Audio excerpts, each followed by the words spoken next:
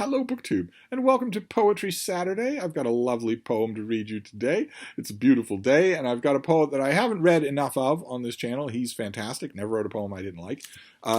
And we are returning to The Making of a Sonnet, this anthology that I'm so glad I picked up because I've got so much mileage out of this, by Edward Hirsch, who has a new book on the soul of American poetry.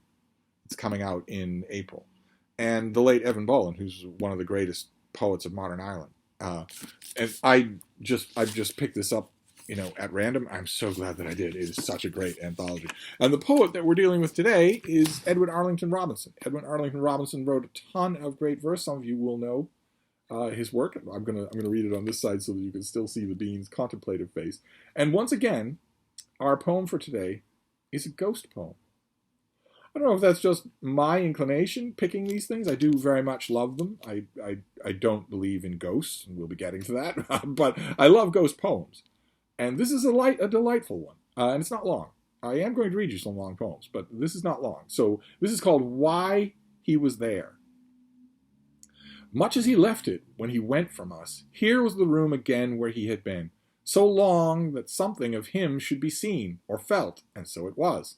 Incredulous, I turned about, loath to be greeted thus, and there he was in his old chair, serene as ever, and as laconic and as lean as when he lived, and as cadaverous.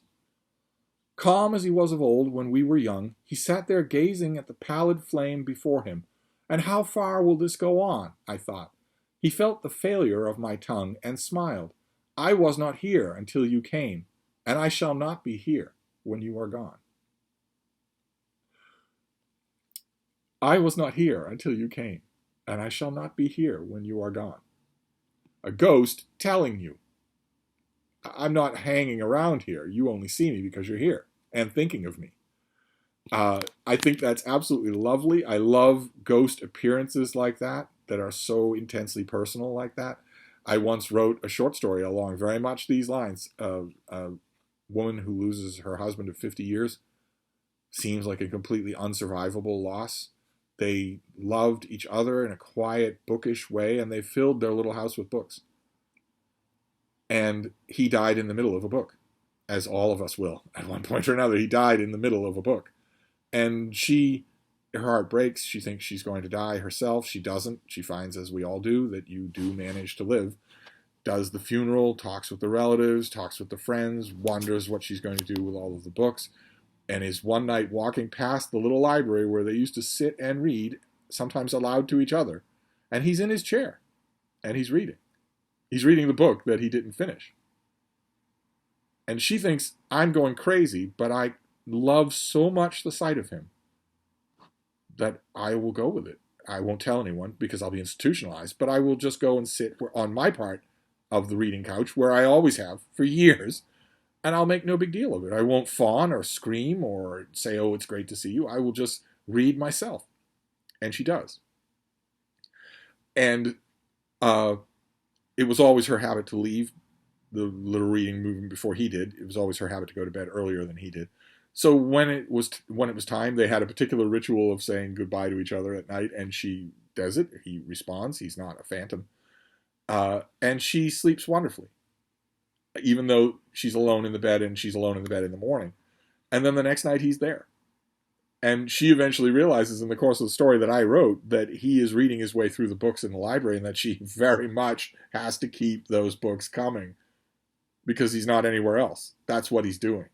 And they can still have that communion, but the books have to keep coming. So they have to have the same kind of turnover. And this reminds me of that in a way. In that the ghost is appearing so undramatically. The ghost is sitting where he's always been, just looking at the fire like he did a million times before when the narrator knew him in life. One of the interesting things about this poem that you can't tell from the way I read it is specifically because you can't tell it from the way I read it, and that's the rhyme scheme. This has an intricate, deeply thought out rhyme scheme. There are rhymes all throughout this. You'd never know it from the way I read it. But in this case, the way I read it is not inept. There is no way to read this poem in spoken English in order to accentuate the rhymes or even make them audible. which is really interesting because it means it's a poem that's suffused with rhymes that you can't hear.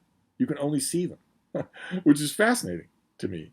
Not 100% sure why you would do such a thing. And I'm not also 100% sure that it doesn't open the door, that it isn't a kind of harbinger to the unstructured mess that poetry became in the 100 years after Edwin Arlington Robinson. So I'm not 100% sure of that, but I'm not going to blame that on him. But I think that's fascinating, that when the experience of reading this poem is very different from the experience of hearing it, which I just love. But anyway, that is why he was there, which is, I might say, a title that poses a question to which we do not get an answer.